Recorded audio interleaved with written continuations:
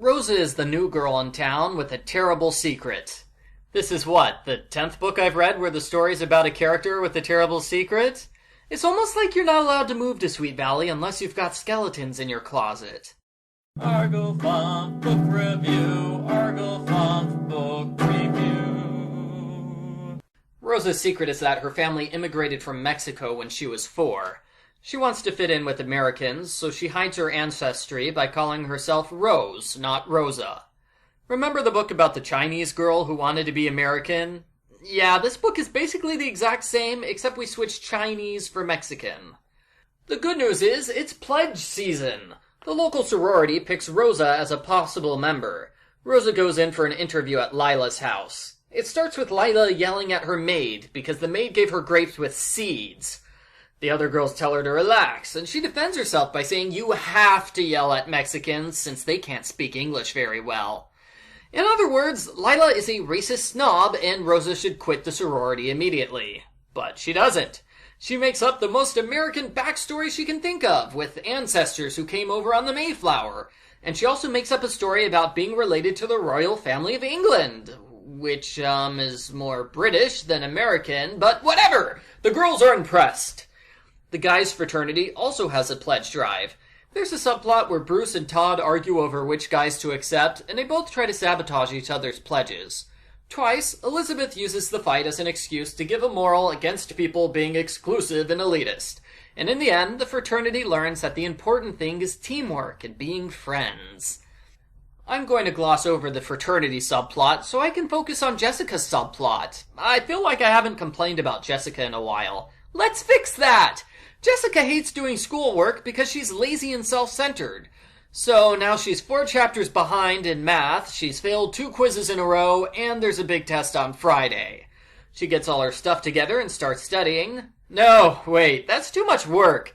She pretends to study. Nope, hold on, that's too much work too. She thinks about studying, and nope, that's also too much work. She pretends to think about studying for a few moments so she can claim the moral high ground, then she runs out 45 minutes early to go on a date. I honestly don't know why she even bothers. Jessica's date doesn't arrive. She waits for 15 minutes before leaving to call him and see what happened. Just kidding. She waits an hour and a half for him to show up. So that's 2 hours and 15 minutes spent doing absolutely nothing. Terrible waste of your study time, Jessica. Sam says his motorcycle broke down, which is a perfectly reasonable explanation, but Jessica is not perfectly reasonable. So what if he didn't have transportation? He should have showed up anyway. Does he know how long Jessica waited? He is the worst person ever, taking Jessica for granted. Jessica should dump him right away. Nobody breaks a date with Jessica. Jessica also throws a fit when Elizabeth tells Mom about math class. Being honest when Mom asks how school is going? Elizabeth is the worst! It's like she's trying to ruin Jessica's life. Mom makes Jessica stay home and study, but Sam asks her out. Jessica says, yes, absolutely, I love you so much! Forget about the temper tantrum I threw about how much I hate you. I really do love you. Elizabeth tries to stop Jessica from sneaking out, so Jessica uses emotional blackmail to force Elizabeth into covering for her. As usual, Elizabeth betrays her principles and follows Jessica's orders. With the sorority, the pledges are forced to do silly pranks like sneak into the guys' locker room and play a joke on Principal Pushover. The girls visit Rosa's house and she worries they'll find out she's Mexican, but things go well and everybody has a great time.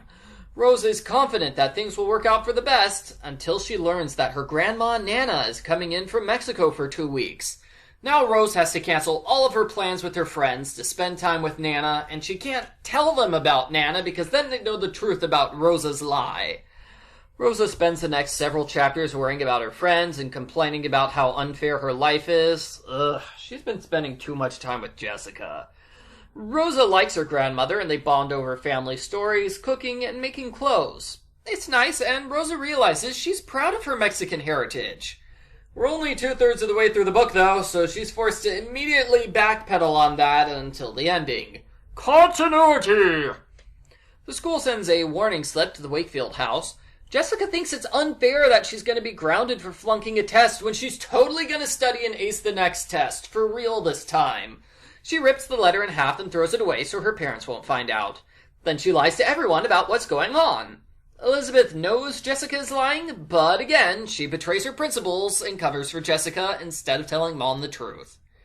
Jessica sees Sam with another girl, which is unacceptable. He cannot have female friends. She starts screaming at Sam on the phone, convinced that he's cheating on her because he said he wasn't. Jessica is an awful girlfriend. Instead of studying, Jessica sneaks out to make sure that Sam is being faithful to her, and he's not. He flirts with another girl right in front of Jessica. The book doesn't show this scene, but it probably went something like this. Hi, Sam. Hi. Stop flirting with her! Jessica fails her math test, and no one is surprised. The sorority forces Rose to throw them a big party. Rose gets her grandmother out of the house by giving her free concert tickets. Nana gives Rose a fancy cake for the party. She is forced to lie and pretend that Nana's the cleaning lady. Also, she throws the entire cake in the trash. She cries while she does this, and I would too. That cake sounded delicious. Rosa's secret comes out during a picnic. A little girl who only speaks Spanish falls down a well. Rosa is forced to speak Spanish in order to help her. The sorority girls are totally fine with the fact that Rosa was born in Mexico. Well, all the girls except Lila, she's still a racist snob. Rosa gets a happy ending where she embraces both her Mexican and American heritages by wearing a Mexican dress to the American sorority initiation.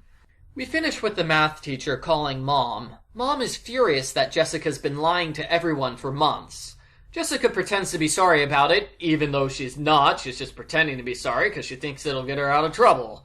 When Mom says that she's grounded, Jessica flips out and doesn't flip back in again. She blames Mom and Elizabeth for ruining her life, and she rants about how she's had enough of being the good girl who always does what other people say.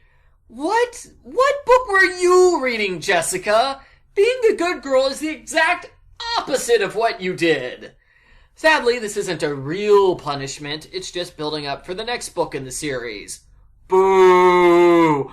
I want to see Jessica get punished for real. She deserves it. The end. Post-book follow-up. In case you can't tell, I didn't like this book. Jessica is a horrible person who blames everyone else for her own problems. She's selfish, she's manipulative, and this is not a good person to put forth as a hero in a series for middle school girls.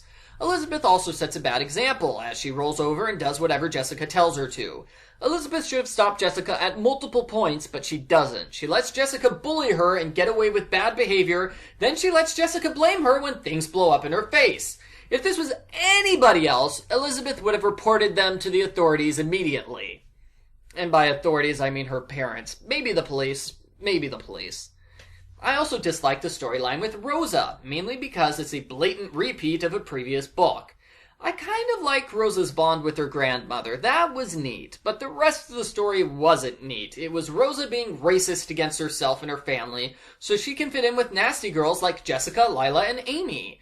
I wanted to see Rosa tell off the sorority girls and shove the cake in Lila's racist face. That would have been a good resolution. I checked other reviews for this book, and they're all nasty. The only thing people liked was the fight between Todd and Bruce. The fraternity fight that I totally glossed over. That was admittedly entertaining, although I didn't like how Elizabeth lectured Todd about it twice.